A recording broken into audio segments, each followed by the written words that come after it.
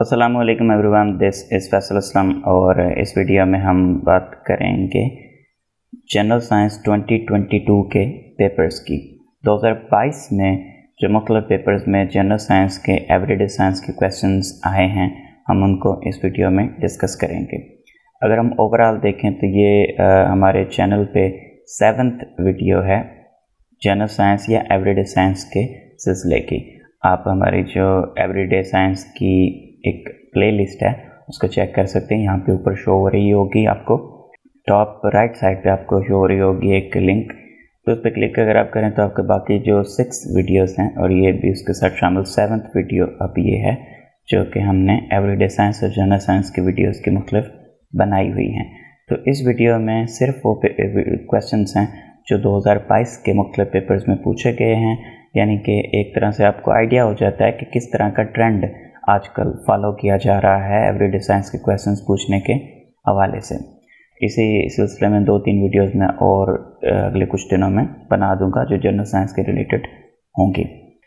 अगर आपको हमारे वो सारे नोट्स चाहिए, पिछले एवरीडे साइंस वाले भी, करंट अफेयर्स, ईडीएम्स और वो सारे जो यहाँ पे लिखे हुए हैं, तो सिंपल सा मेथड नीचे लिखा हुआ है, सेंड 200 रुपीज़ ईजी पैसा ऑन दिस नंबर 0336 7160399। इस नंबर पे सेंड करके इसी नंबर पे व्हाट्सएप पे आप अगर स्क्रीनशॉट सेंड करते हैं इजी पैसा की रिसीट का, तो आपको सारे नोट्स जो भी हमने अब तक बनाए हुए हैं वो पीडीएफ में व्हाट्सएप पे सेंड कर देंगे ताकि आपकी प्रिपरेशन जो है वो बेस्ट हो सके। Let's just begin with this video. Chemical formula of washing soda is Na2CO3 sodium carbonate, also known as soda ash. कुछ नीचे एक्स्ट्रा चीज़ें मैंने लिख दी हैं। Sodium bicarbonate NaHCO3 also known as baking soda, जो मीठा सोडा होता है जिसको पकाने के लिए यूज़ किया जाता है। Na2SO4 10H2O 10 मालिक्यूल्स वाटर के अगर साथ शामिल हों तो ये और चीज़ बनेगी। सोडियम सल्फेट डेकाहाइड्रेट, इसको ग्लाबर्स साल्ट कहा जाता है। ये नाम याद रखना बिल्कुल भी इम्पोर्टेंट नहीं है, नॉर्मली बिल्कुल नहीं पूछा जाता इसके बारे में, वैसे मैंने लिख दिया साथ। NaCl आपको सबको पता होगा, सोडियम क्लोराइड इसको कहा जाता है। और नमक होता है, ये आम टेबल साल्ट जो होता है, आम इस्तेमाल का जो नमक होता है, हेलाइट भी इसको कहा जाता है। Which resources are non renewable, fossil fuels जो हैं वो नॉन रिन्यूएबल हैं, इनको रिन्यू नहीं किया जा सकता है, नेचर में बनते हैं और नेचर ही इनको अगेन भी बनाती है अगर बनाए तो। कोल, ऑयल एंड नेचुरल गैस जो हैं ये नॉन रिन्यूएबल हैं। इसके अलावा जो रिन्यूएबल सोर्सेज हैं वो wind, hydro power, solar, geothermal और बायोमास है। ये रिन्यूएबल हैं और साथ में नॉन रिन्यूएबल भी लिखे हुए हैं। हीमोडायलिसिस क्लीन्स ब्लड, डायलिसिस का मतलब होता है क्लीनिंग, हीमो का मतलब होता है ब्लड, हीमो कहीं भी है इसका मतलब होता है ब्लड। तो ये ब्लड के डायलिसिस यानी ब्लड को साफ करने का, डायलिसिस का मतलब ये आमतौर पर कॉमन टर्म्स में ये लिया जाता है कि जब हम खून की सफाई करते हैं किडनी फेलियर के बाद। इसके 2 मेथड होते हैं, एक को हम हीमोडायलिसिस कहते हैं और दूसरे को हम कहते हैं पेरिटोनियम डायलिसिस।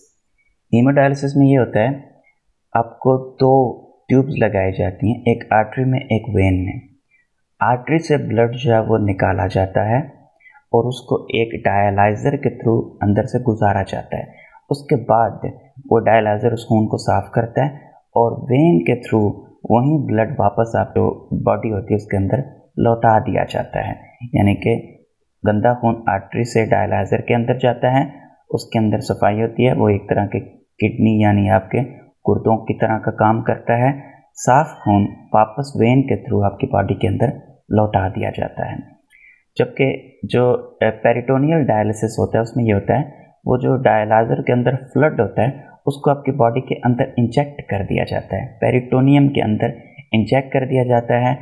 आपके जिस्म के अंदर जो फासद मादे होते हैं वो उस गंदे जो उस डायलाइज़र के जो फ्लड होते हैं उसके अंदर जज़ब हो जाते हैं। उसके बाद उस पेरिटोनियम से उस फ्लड को बाहर निकाल लिया जाता है, तो वो फिर आपके जिस्म के अंदर जो खून के फासद मादे होते हैं उनकी सफाई हो जाती है। विच मशरूम इज़ नॉट एडिबल, जो खाने वाली नहीं, जो जहरीली होती है। एमानीटा फेलाइटिस, इसको डेथ कैट के नाम से भी जाना जाता है। ये जो एक मशरूम है उसको आधा खा लेने से इंसान की मौत वाक़या हो जाती है। Kidney stones caused due to calcium oxalate.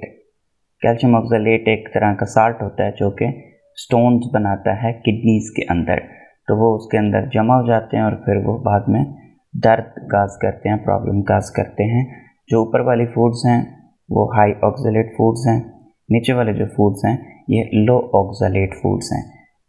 ऊपर वाली फूड्स को ज़्यादा इस्तेमाल करने से इंसान के अंदर किडनी स्टोन्स का खतरा जो है बढ़ जाता है, और जिसको किडनी स्टोन्स ऑलरेडी हों उसको ऊपर वाली सारी जो फूड्स होती हैं वो मना कर दी जाती हैं। Loud speakers voice is increased due to high energy. High energy से जो वॉल्यूम होता है वो ज़्यादा होता है, हाई फ्रिक्वेंसी से पिच ज़्यादा होती है। इन दोनों चीज़ों का डिफरेंस आपको पता होना चाहिए। हाई एनर्जी, जितनी ज़्यादा एनर्जी देंगे उतना ज़्यादा स्पीकर का जो पर्दा है वो फड़फड़ाएगा और उतनी ऊंची आवाज़ आएगी। जब उसकी एक लिमिट क्रॉस हो जाएगी तो वो पर्दा जो है वो इवेंचुअली फट जाएगा, स्पीकर फट जाएगा। हाई फ्रिक्वेंसी होता है पिच, कि वो पर्दा जो कितनी दफ़ा फड़फड़ाता है वो हाई फ्रिक्वेंसी है, कितने ज़ोर से फड़फड़ाता है, ऊपर नीचे उसका एम्पलीट्यूड कितना ज़्यादा होता है, वो उसकी लाउडनेस है, स्पीकर की आवाज़ कितनी ज़्यादा होती है। स्पीकर जो होता है बुनियादी तौर पर अगर साइंटिफिक लैंग्वेज में इसको कहें तो ये इलेक्ट्रो एक्वेस्टिक ट्रांसड्यूसर है। ट्रांसड्यूसर एक ऐसी चीज़ को कहते हैं जो एनर्जी की एक फॉर्म को दूसरी फॉर्म में कन्वर्ट करती है। अगर हम इसी लफ्ज़ के पीछे लफ्ज़ लिखा है जो इलेक्ट्रो एक्वेस्टिक्स, इलेक्ट्रो का मतलब इसके अंदर क्या आता है, बिजली आती है। एक्वेस्टिक्स का मतलब यह है कि इसके अंदर से आवाज़ निकलती है, तो ये इलेक्ट्रो को एक्वेस्टिक्स में कन्वर्ट करता है, इस लिहाज से ये एक ट्रांसड्यूसर है। ट्रांसड्यूसर मीन जो एक एनर्जी फॉर्म को दूसरी एनर्जी की फॉर्म में कन्वर्ट करता है। इलेक्ट्रो एक्वेस्टिक्स मीन्स जो इलेक्ट्रिकल एनर्जी को साउंड एनर्जी में कन्वर्ट करता है। हाई फ्रिक्वेंसी स्पीकर्स जो होते हैं उनको ट्वीटर्स कहा जाता है, और जो लो फ्रिक्वेंसी स्पीकर्स होते हैं उनको वूफर कहा जाता है। जितनी किसी आवाज़ की फ्रिक्वेंसी कम होगी उतनी उसकी बेस ज़्यादा बनेगी, वो भारी आवाज़ होगी। जितनी किसी आवाज़ की फ्रिक्वेंसी ज़्यादा होगी उतनी वो बारीक आवाज़ होगी, चीखती हुई आवाज़ होगी। ख़वातीन की आवाज़ आमतौर पर हाई फ्रिक्वेंसी साउंड होती है, जबकि जो भारी आवाज़ होती है जो वूफर से आती है, जो बेस बनती है, वो लो फ्रिक्वेंसी साउंड होती हैं।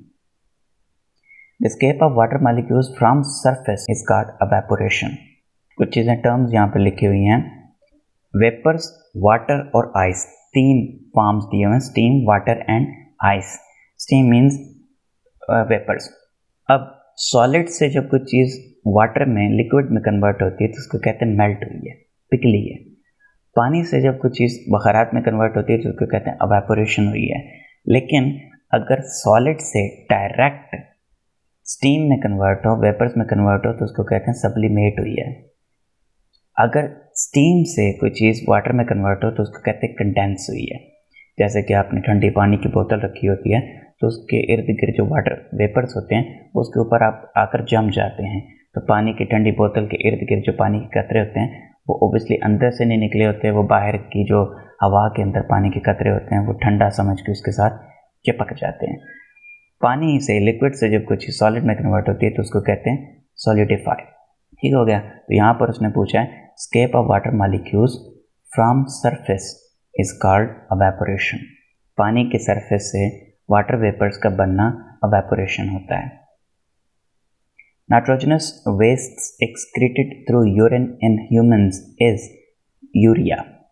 ह्यूमन्स के अंदर जो वेस्ट मटेरियल रिलीज होता है वो यूरिया की फॉर्म में रिलीज होता है। जो नाइट्रोजनस वेस्ट्स होते हैं, जो हमारा यूरिन होता है वो बेसिकली यूरिया होता है।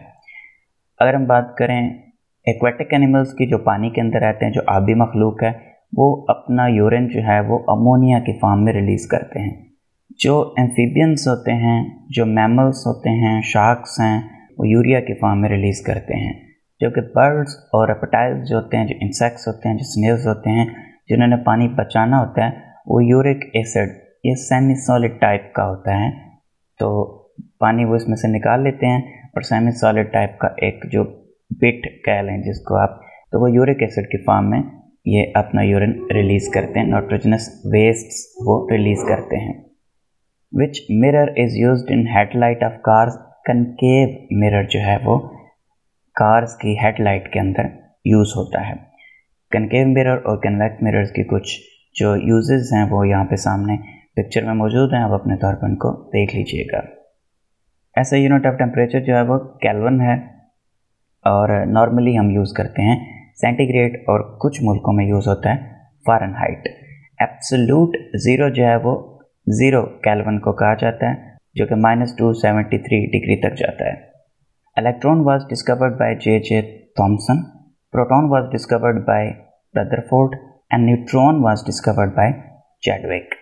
ठीक हो गया, ये 3 नाम आपको याद होने चाहिए। When the object moves with the speed of light, its mass would be infinity. Special relativity के मुताबिक जब एक ऑब्जेक्ट मूव करता है तो उसका मास भी इंक्रीज होता है। जैसे जैसे वो ज़्यादा स्पीड से मूव करने लगता है तो उसी वक्त उसी हिसाब से उसका मास भी इंक्रीज होता जाता है। स्पीड ऑफ लाइट एक तरह से एक इम्पॉसिबल सिचुएशन है, तो उस वक्त उसका मास भी इन्फिनिट हो जाता है। The colour which we see when our eyes are closed is eigengrau. तो ये ब्लैक से थोड़ा सा ग्रेश टाइप का कलर होता है, इगेंग्रो इसका नाम है। इसके अलावा हमें जो पैटर्न्स और वो या वो बत्तियाँ दिखाई देती हैं, रोशनी दिखाई देती है, पैटर्न्स दिखाई देते हैं जब हम आंखें बंद की हुई होती हैं हमने, उनको फॉस्फीन्स कहा जाता है। जब आपको वो तारे नज़र आते हैं, बंद आंखों के अंदर तारे या बत्तियाँ नज़र आती हैं, उनको फॉस्फीन्स कहा जाता है। Mercury thermometer was invented by Daniel Gabriel Fahrenheit, इसका नाम था Fahrenheit. Big bang theory was proposed by George's Lemaître, इसका नाम था। बाकी एक और इम्पॉर्टेंट चीज़, एडविन हबल, इसको फादर ऑफ मॉडर्न कॉस्मोलॉजी कहा जाता है, और एनेक्सिमैंडर इसको फादर ऑफ कॉस्मोलॉजी कहा जाता है, पुरानी कॉस्मोलॉजी तो जो थी। बिग बैंग हुआ था 13.8 बिलियन ईयर्स अगो, यही एज ऑफ द यूनिवर्स है। इतने साल पहले बिग बैंग हुआ था, कायनात बनी थी, तो यही कायनात की उम्र भी है। अगर अर्थ की उम्र पूछी जाए, जो कि कई दफ़ा पूछी जाती है, 4.5 बिलियन ईयर्स इसकी ज़मीन की उम्र है। एडविन पावेल हबल, जिसको फादर ऑफ मॉडर्न कॉस्मोलॉजी भी कहा जाता है, इसी के नाम पे हबल टेलीस्कोप का नाम रखा गया है। What is called the opium Poppy, opium post को कहा जाता है उर्दू में। इसके जो ड्राइड लेटेक्स होता है उसको ओपियम पॉपी कहा जाता है। बुनियादी तौर पर पॉपी का जो पौधा होता है उसके जो लेटेक्स होता है, लेटेक्स कहते हैं, ये जो पौधों के अंदर से दूध जैसा मवाद निकलता है उसको लेटेक्स कहा जाता है।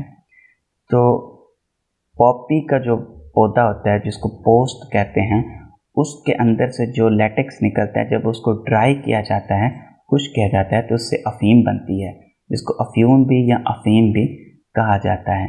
इस ड्राइड लेटेक्स के अंदर या अफीम के अंदर या अफ्यून के अंदर मॉर्फिन होता है, जो कि एक बहुत ही स्ट्रॉन्ग पेन किलर है। When the temperature increases, resistance decreases in insulators. सारी चीज़ें ये आपके सामने मौजूद हैं। एक्स एक्सिस पे टेम्परेचर है, वाई एक्सिस पे रेजिस्टेंस है।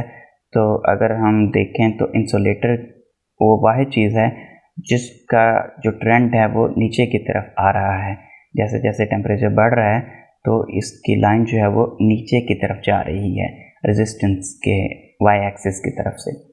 जो एलॉयज़ होते हैं उनका रेजिस्टेंस बढ़ती है, मेटल्स की भी रेजिस्टेंस बढ़ रही है काफ़ी ज़्यादा। सेमीकंडक्टर्स का ट्रेंड काफ़ी अजीब सा है। तो इंसुलेटर्स वो वाहिद चीज़ हैं जिनकी रेजिस्टेंस डिक्रीज़ होती है। Water and salt is produced by reaction of acid with base. HCl एक एसिड है, NaOH एक बेस है, दोनों स्ट्रॉन्ग हैं। इन दोनों को मिक्स करेंगे, NaCl एक साल्ट है और साथ में क्या बनेगा, water. Mass is the same physical quantity as inertia. Carbohydrates are stored in plants and animals in the following respective form: starch and glycogen. Plants के अंदर जो कार्बोहाइड्रेट्स हैं वो स्टार्च की फॉर्म में स्टोर होते हैं, एनिमल्स के अंदर ग्लाइकोजन की फॉर्म में स्टोर होते हैं। कुछ और चीज़ें जो पीपीएससी में, एफपीएससी में पूछी जाती हैं वो ये कि सेलुलोज की कौन सी फॉर्म होती है। कॉटन, रुई जो है वो प्योर सेलुलोज है। उसके अलावा दो चीज़ें और पूछी जाती हैं, स्टार्च की दो फॉर्म्स के नाम बताएं, amylose and amylopectin. Amylose and amylopectin में डिफरेंस भी पूछा जाता है। तो अमाइलोज अनब्रांच्ड होती है और अमाइलोपेक्टिन ब्रांच्ड होती है। जब पौधे के पास एक्स्ट्रा ग्लूकोज होता है, कार्बोहाइड्रेट्स होते हैं, तो वो उनको स्टोर करता है स्टार्च की फॉर्म में। जब हम कोई चीज़ खाते हैं, एनिमल्स कोई चीज़ खाते हैं और हमारी एनर्जी की ज़रूरत पूरी हो जाती है, एक्स्ट्रा हमने बचा कर रखना होता है, तो वो जब हम स्टोर करते हैं ग्लूकोज को, तो हम ग्लाइकोजन की फॉर्म में स्टोर करते हैं। In the manufacture of vanaspati ghee which gas is used? Hydrogen. यहाँ पर नीचे जो पिक्चर दी गई है, वेजिटेबल ऑयल अनसैचुरेटेड होता है क्योंकि इसके अंदर डबल बॉन्ड है। वेजिटेबल घी जो होता है ये सैचुरेटेड होता है।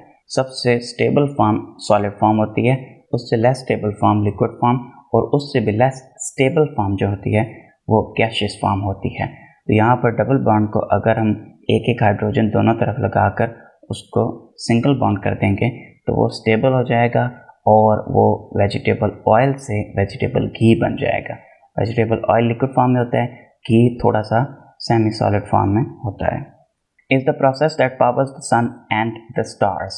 Nuclear fusion is the process which powers the sun and the stars. सन के अंदर हाइड्रोजन जो है वो हीलियम के अंदर कन्वर्ट हो रही होती है और इसको न्यूक्लियर फ्यूजन का प्रोसेस कहा जाता है। इसी प्रोसेस के दौरान बहुत ज़्यादा एनर्जी निकलती है। यही वो प्रोसेस होता है जो एटम बम के अंदर भी इस्तेमाल किया जाता है। The structural and functional unit of environment is known as ecosystem. दो टर्म्स यहाँ पर और मौजूद है, बायोस्फीयर एंड बायोम। बायोस्फीयर का मतलब होता है ज़मीन के ऊपर ज़िंदगी का कुर्रा, ज़मीन के ऊपर वो जगह जहाँ जहाँ ज़िंदगी मौजूद है। अर्थ के नीचे ज़मीन के अंदर मुख्तलिफ कीड़े रहते हैं तो वो बायोस्फीयर में शामिल है। पानी के अंदर मुख्तलिफ जानवर रहते हैं, वो भी बायोस्फीयर में शामिल है। और हवा के अंदर परिंदे रहते हैं, वो भी बायोस्फीयर में शामिल है।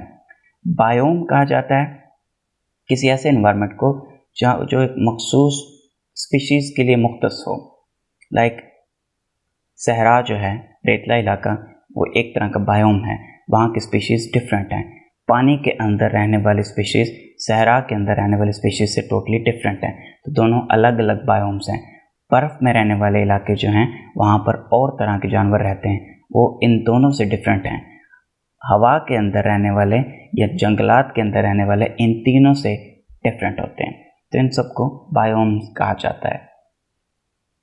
What is meant by equinox? Equal duration of day and night. ज़मीन जब टिल्ट पे नहीं होती, बिल्कुल सीधी होती है, तो उस वक्त सूरज की रोशनी उसके ऊपर बिल्कुल बराबर पड़ रही होती है, तो उस वक्त equal duration of day and night होता है। 12 घंटे का दिन और 12 घंटे की रात। इसको मैं थोड़ा सा एक्सप्लेन करता डिटेल में, लेकिन जब तक एनिमेशन सामने ना हो तब तक इस तरह की चीज़ें एक्सप्लेन नहीं की जा सकती, तो किसी दिन एनिमेशन के साथ डिस्कस करेंगे इसको। What was the lowest temperature of Earth recorded? -89.2 degree centigrade. World record of lowest temperature was set at Vostok Station, Antarctica, 21 जुलाई 1983। उसके बाद 94 डिग्री सेंटीग्रेड का भी एक रिकॉर्ड जो है वो रिकॉर्ड किया गया है, लेकिन उसकी कंफर्मेशन अभी नहीं हो सकी। Which country scientists just deployed a joint telescope underwater for first time? Russian scientist ने 13 मार्च 2021 को ये टेलीस्कोप लॉन्च की थी पानी के अंदर न्यूट्रिनोज को ऑब्जर्व करने के लिए। तो ये हमने मार्च की करंट अफेयर्स की जो वीडियो थी उसमें आपको बताया था, उसका स्क्रीनशॉट मैंने सामने लगाया। Why noble gases are less attractive? Due to their complete octet rule. आखिरी शेल के अंदर इनके पूरे 8 इलेक्ट्रॉन्स मौजूद होते हैं, इसलिए ये किसी के साथ रिएक्ट नहीं करती हीलियम के अलावा। हीलियम के डुएट कंप्लीट होता है, उसके 2 इलेक्ट्रॉन्स जो हैं वो बाहर वाले शेल में कंप्लीट होते हैं। वो भी एक नोबल गैस है। Which part of camera is analogue to the retina in the human eye? Retina और कैमरे की फिल्म एक दूसरे के साथ एनालॉगस हैं। रेटिना वो चीज़ होती है जिसके ऊपर ह्यूमन आई एक इमेज बनाती है। फिल्म वो चीज़ होती है कैमरे के अंदर जिसके ऊपर तस्वीर बनती है। आपको पता होगा पुराने ज़माने में फिल्म निकलती थी, उसके ऊपर जो नेगेटिव्स होते थे उनको फिर धुलवाया जाता था। आइरिस हमारी आँख के रंगीन हिस्से को कहते हैं, जो कुछ लोगों का ब्लैक होता है, कुछ लोगों का ग्रे होता है, कुछ लोगों का ब्लू, कुछ लोगों का ग्रीन, आँखों का जो कलर होता है। यही वो आइरिस होता है जो मोबाइल के अंदर, आजकल जो नए मोबाइल आ रहे हैं उसके अंदर स्कैन होता है, आइरिस स्कैनर उनके अंदर लगा होता है। तो ये बुनियादी तौर पर हमारा जो प्यूपल होता है उसको मूव करवाता है। प्यूपल वो जगह होती है जहाँ से रोशनी ने अंदर एंटर होना होता है। अपर्चर, कैमरे के अंदर अपर्चर और ह्यूमन आई के अंदर प्यूपल, यानी कि जो ब्लैकिश एरिया होता है रंगीन आँख के बिल्कुल अंदर, उसको प्यूपल कहा जाता है। वहाँ से रोशनी हमारी आँख के अंदर दाखिल होती है।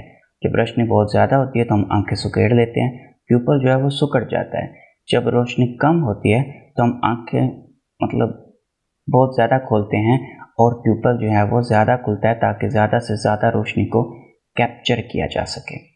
उसके बाद लेंस होता है। प्यूपल से जो रोशनी अंदर एंटर होती है वो लेंस के ऊपर गिरती है और लेंस फिर रेटिना के ऊपर अपना एक जो पिक्चर है वो बनाता है। Blood group is identified by antigens.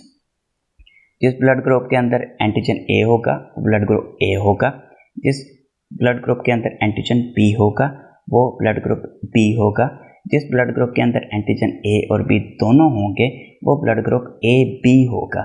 तो जिस ब्लड ग्रुप के अंदर कोई एंटीजन ना हो, ना एंटीजन ए हो ना एंटीजन बी हो, उसका ब्लड ग्रुप ओ होगा। Which gas is present in bulb? Electric bulb organ gas इसके अंदर मौजूद होती है और इलेक्ट्रिक बल्ब के अंदर जो फिलामेंट होता है जो जलता है वो टंगस्टन का होता है। That was all for this video. Thanks so much for watching. अल्लाह हाफिज़।